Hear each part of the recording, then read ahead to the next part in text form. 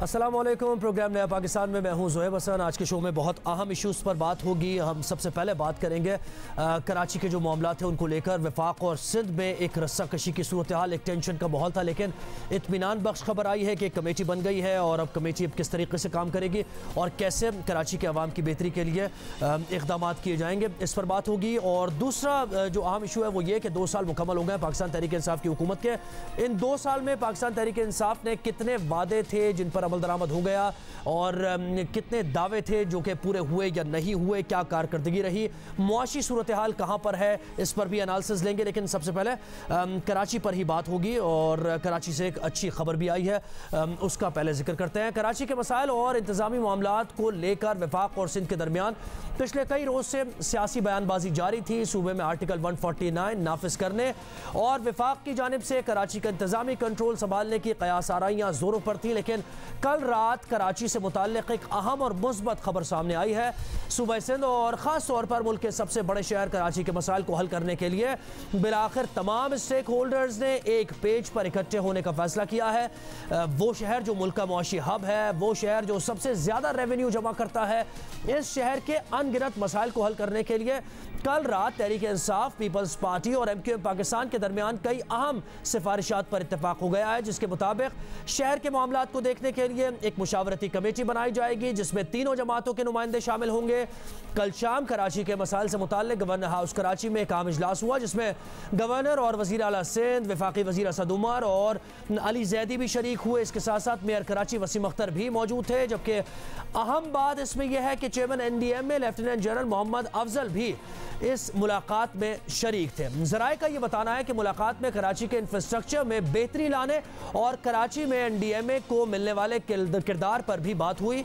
इस इजलास में सिंध हुकूमत और वफाकी हुकूमत पर मुश्तमिल मुशावरती कमेटी तश्कील देने का फैसला किया गया था, जबकि आज ये कमेटी कायम कर दी गई है। इस कमेटी में वफाकी हुकूमत की जानिब से असद उमर, अली जैदी और अमीनुल हक, जबकि सिंध हुकूमत की तरफ से सईद गनी, नासिर हुसैन शाह शामिल होंगे और कमेटी की सरबराही वज़ीर आला सिंध मुराद अली शाह करेंगे।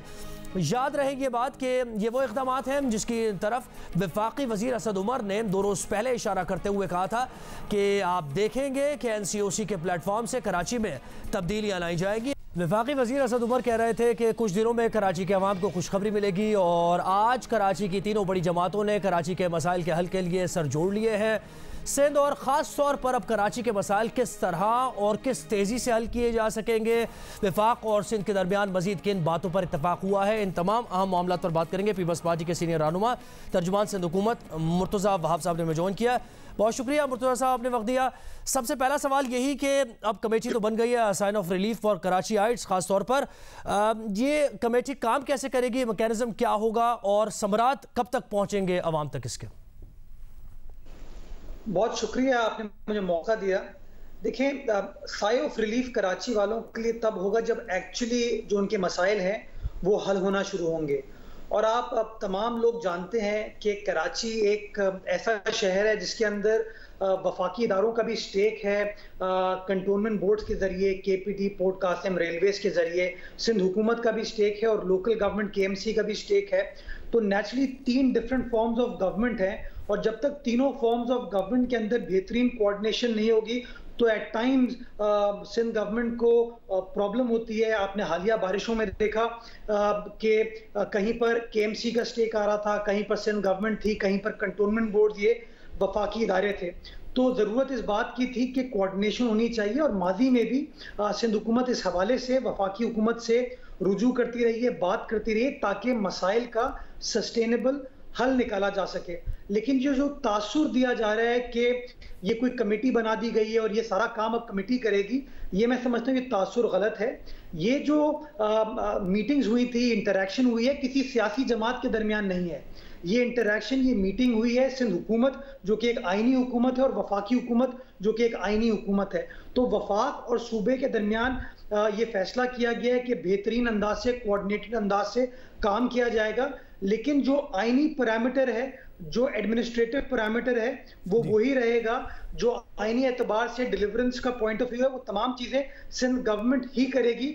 और जहां पर बॉटलनेक्स आते हैं, एट टाइम्स हमें फेस करना पड़ता है कि जी प्रोजेक्ट अप्रूवल के लिए जब फेडरल गवर्नमेंट के पास जाता है, जहां पे इंटरनेशनल डोनर एजेंसीज होती हैं, तो वो जो बॉटलनेक्स होते हैं उसको निकालने के लिए हम वफाकी हुकूमत से रुजू कर सकेंगे। सिमिलरली अगर वफाकी हुकूमत कोई काम कराची शहर में करना चाहेगी तो वो सिंध हुकूमत से रुजू कर सकेगी। तो बुनियादी मकसद है कि एक बेहतरीन कोऑर्डिनेशन के साथ वेल कोऑर्डिनेटेड अंदाज से काम कर सके, लेकिन जो आईनी दायरा कार है सिंध हुकूमत का वो उसी तरह रहेगा और तमाम इम्प्लीमेंटेशन है बिल्कुल उसी तरह रहेगा। लेकिन मुस्तफा साहब, जैसा आप जो बात कर रहे हैं उससे तासुर थोड़ा ये मिल रहा है कि ये कमेटी, क्योंकि हम ये समझ रहे थे कि कमेटी जो बनी है इसमें कुछ फैसले होंगे मुश्तरका तौर पर और फिर उन पर अमल दरामद होंगे। आप ये कह रहे हैं कि जो इख्तियार है वो सिंध हुकूमत का ही है। कमेटी फिर किस पर्पज़ के लिए बनाए? कॉन्फिडेंस में लेने के लिए तमाम स्टेक होल्डर्स को, महज ये काम है कमेटी का? मैंने आपको बताया ना कि कोई भी हुकूमत आइन से तो इनहराफ नहीं कर सकती, तो जो आइनी तकाजे हैं, जो आइनी रिस्पॉन्सिबिलिटी है, वो तो कोई मीटिंग जो है या कोई एंगेजमेंट उसको सुपरसीड नहीं कर सकती। तो जो आइनी तकाजे हैं वो उसी तरीके से सरंजाम दिए जाएंगे। हाँ, यानी कमेटी में अगर कुछ फैसले होते हैं तो सिंध हुकूमत उनको रद्द करने का भरपूर इख्तियार रखती है और वो उस पर अमल दरामद के पाबंद नहीं है। मैं गुजारिश करूं, बहुत बार ऐसा होता है कि सिंध हुकूमत कोई प्रोजेक्ट ला रही है लेकिन उसके अंदर जो फेडरल गवर्नमेंट है उससे हमें अप्रूवल नहीं मिल रहा। एट टाइम्स फेडरल गवर्नमेंट कोई काम करना चाहती है लेकिन सिंध हुकूमत के साथ कोऑर्डिनेशन नहीं हो पाती। तो बेसिकली ये आपस में अग्रीमेंट इस बात का है, अंडरस्टैंडिंग इस बात की है कि हमें एक दूसरे के साथ इंगेज करने की जरूरत है, एक दूसरे के साथ मिलकर काम करने की जरूरत है जी। अच्छा, एक और चीज़, असद उमर साहब एनसीओसी की बात कर रहे हैं कि वो उस तरीके से मुतहर्रिक रहेगी और एनसीओसी कराची के मसाइल को हल करने के लिए भी किरदार अदा करेगी। तो आप क्या, क्योंकि आपका मौक़िफ़ पहले तो यही था कि एनसीओसी का किरदार महदूद है और वो पेंडेमिक को लेकर है और उसके बाद अब ये ख़त्म हो जाना चाहिए, तो क्या वाकई एनसीओसी मुतहर्रिक होगी और किरदार अदा करेगी कराची के मसाइल को लेकर? देखिए, अगेन अब एनसीओसी के दायरे कार में ये चीजें तो नहीं आती। मैं बुनियादी आपको गुजारिश ये करूं, देखिए जितने भी स्टेक होल्डर्स हैं कराची शहर के, वो इस बात पर मुत्तफिक हैं कि कराची पाकिस्तान का कमर्शियल इंडस्ट्रियल कैपिटल है। पाकिस्तान का, रियासत पाकिस्तान का 70 से 75% जो रेवेन्यू है वो कराची से कलेक्ट किया जाता है। लेकिन अनफॉर्चुनेटली जब रेवेन्यू की इन्वेस्टमेंट की बात होती है, जब शहर के इंफ्रास्ट्रक्चर को इंप्रूव करने की बात होती है, तो शायद उस तरीके से पीएचडीपी के अंदर वो चीजें रिफ्लेक्ट नहीं हो पाती। आप सब इस बात की गवाही देंगे कि वजीर आजम इमरान खान साहब ने आज से कोई 1.5 साल कबल ये ऐलान किया था कि मैं कराची को 162 अरब रुपए के तरक्याती पैकेज दे रहा हूं और डेवलपमेंट स्कीम्स लेकर आ रहा हूं, लेकिन आपने देखा कि वो स्कीम्स नहीं आई। तो बुनियादी तौर पे तय ये किया गया है कि सिंध हुकूमत वफाक के साथ बैठेगी कि किस तरीके से उस पैसे को इन्वेस्ट किया जा सकता है, किस तरीके से उस पैसे को बेहतरीन तरीके से यूटिलाइज किया जा सकता है, किस तरीके से पाकिस्तान के जो कराची शहर के जो इंफ्रास्ट्रक्चर के इश्यूज हैं उनको रिजॉल्व करने की जरूरत है, और किस तरीके से एट टाइम जो एक होता है ना कि रिस्पॉन्सिबिलिटी या ब्लेम गेम की बात की जाती है, बिकॉज सिंध हुकूमत जो है वो कंटोनमेंट एरिया में काम नहीं कर सकती। कंटोनमेंट एरिया जो है वो सिंध हुकूमत केएमसी के एरिया में नहीं कर सकता, मेयर जो है वो कंटोनमेंट एरिया में नहीं जा सकता।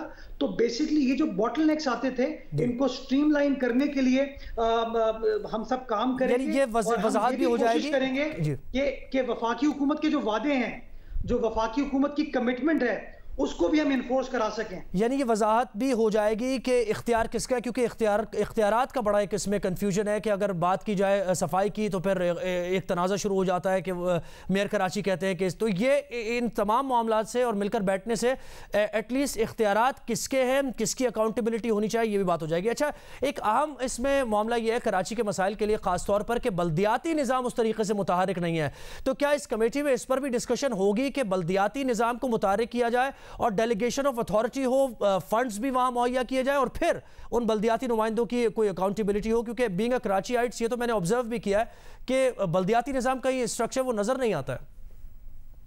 तो मैं थोड़ा सा आपके सवाल से बड़े एहतराम के साथ I will take exception to it. आप कहते हैं कि कराची शहर में या सूबा सिंध के अंदर बल्दियाती निज़ाम मुतहर्रिक नजर नहीं आता। आप जरा सवाल पूछिए पंजाब हुकूमत से, वहां बल्दियाती निज़ाम नजर आता है आपको? सर वहां भी पूछते हैं, जब पंजाब का इशू होता है तो वहां भी पूछते हैं। मेरी तरह ज़ुएब अगर प्लीज सबमिशन सुन लीजिए। देखें, पंजाब में पीटीआई गवर्नमेंट ने बल्दियाती निज़ाम को आके खत्म कर दिया। केपी के अंदर आपको बल्दियाती निज़ाम नजर नहीं आता। सिंध वो वाहिद सूबा है जहां पर बल्दियाती निज़ाम एग्जिस्ट करता है और वो अपना जो कॉन्स्टिट्यूशनल लिमिट है, उसकी स्टैट्यूटरी लिमिट है 4 साल के टेन्योर की, वो 30 अगस्त को कंप्लीट कर रहा है। हमारे मुत्तहिदा कौमी मूवमेंट से लाख इख्तिलाफ हो सकते हैं। कराची के अंदर केएमसी का मेयर मुत्तहिदा कौमी मूवमेंट का है, कराची के अंदर 4 डीएमसीज हैं जो कि मुत्तहिदा कौमी मूवमेंट की हैं, लेकिन हमारे अंदर इतना सियासी बर्दाश्त था कि हम मुत्तहिदा कौमी मूवमेंट की लोकल गवर्नमेंट को कायम रहने देते। ये चीज खैबर पख्तूनख्वा में, पंजाब में नहीं हुई। पंजाब में चूंकि नून लीग के बल्दियाती नुमाइंदे थे, उनको हटा के घर भेज दिया गया। इस्लामाबाद शहर के अंदर वफाकी हुकूमत ने, पीटीआई गवर्नमेंट ने इस्लामाबाद के जो मेयर थे उनको घर भेज दिया था, आपको याद होगा, और अदालत को इंटरवीन करना। तो ये जो आप बार बार पॉइंट स्कोरिंग की जाती है, एक तनकीद की जाती है कि सिंध के अंदर बल्दियाती निज़ाम उतना मुतहर्रिक नहीं है, मैं इससे इख्तिलाफ करूंगा। चले भी नहीं है कर देते हैं, चले भी नहीं है कर देते हैं, सिंध में भी नहीं है, ये ठीक रहेगा कि सिंध में भी उस तरीके से मुतारिक नहीं है। अच्छा आगे बढ़ते हैं थोड़े। सॉरी सोहेब, सिंध वो वाहिद सूबा है जहां पे बल्दियाती निज़ाम एग्जिस्ट करता है। सिंध वो वाहिद सूबा है जहां पर ऑपोजिशन की सियासी जमात की गवर्नमेंट है और उस लोकल गवर्नमेंट में कराची शहर को 67 अरब रुपए सिंध हुकूमत ने दिए हैं एज एड। ये चीजों पता होनी चाहिए। जो बार बार हम पॉइंट स्कोरिंग करते हैं, मैं समझता हूं गैर मुनासिब है, और मैं इसलिए क्लैरिफाई करना चाहता हूं कि जिन जिन का जो कानूनी किरदार है वो कानूनी किरदार अदा करना पड़ेगा। कुछ पीटीआई के दोस्तों ने आज भी बड़ी अनफॉर्चुनेट बयानबाजी की है इस हवाले से। जी ये मैं समझता हूं ये कहिएगा, गुरेज करना चाहिए। ये कहिएगा कि केपीके में बिलाखिर आ गई है bus service Peshawar metro. Green line का क्या मसला है? क्या वफाक देगा उसके लिए फंड्स? वफाक ये मंसूबा मुकम्मल करेगा? और कभी ये जो ख्वाब है कराची के लोगों का कि ग्रीन लाइन में सफ़र करेंगे, पूरा होगा ये? ज़ुहैब, थोड़ा सा अगर आप तारीख पर नजर डालें तो ग्रीन लाइन मंसूबा 2014-15 में मियां नवाज शरीफ साहब की गवर्नमेंट में स्टार्ट हुआ था और वफाकी हुकूमत ने इस प्रोजेक्ट को इनिशिएट किया था। उस वक्त हमारे चीफ मिनिस्टर ने वफाकी हुकूमत को रिक्वेस्ट की थी कि मंसूबा प्रोविंशियल गवर्नमेंट के थ्रू आप एग्जीक्यूट करें ताकि आसानी से इसकी एग्जीक्यूशन हो सके। उस वक्त की गवर्नमेंट ने हमसे इत्तफाक नहीं किया। 2018 में जब खान साहब की, तो इसके फंड्स जो है वो वफाकी मुहैया करेगा, वक्त की कमी? जी, वफाकी हुकूमत, मैं वही कंप्लीट कर रहा हूँ कि सितंबर 2018 में जब वजीर आजम इमरान खान साहब कराची तशरीफ लाए तो उन्होंने कहा कि ये प्रोजेक्ट कंप्लीटली इंक्लूडिंग बसेस का जो जी ये वफाकी देगा। बहुत शुक्रिया, वक्त की कमी के बायस मजीद इस पर डिस्कशन नहीं कर सके। बहुत शुक्रिया मुर्तज़ा नवाब साहब, आपने वक्त दिया। अब आने वाला वक्त बताएगा कि ये जो मीटिंग हुई है ये कितना इसके समरात जो है वो आम तक पहुँचेंगे। एक ब्रेक लेते हैं, हमारे साथ रहिए।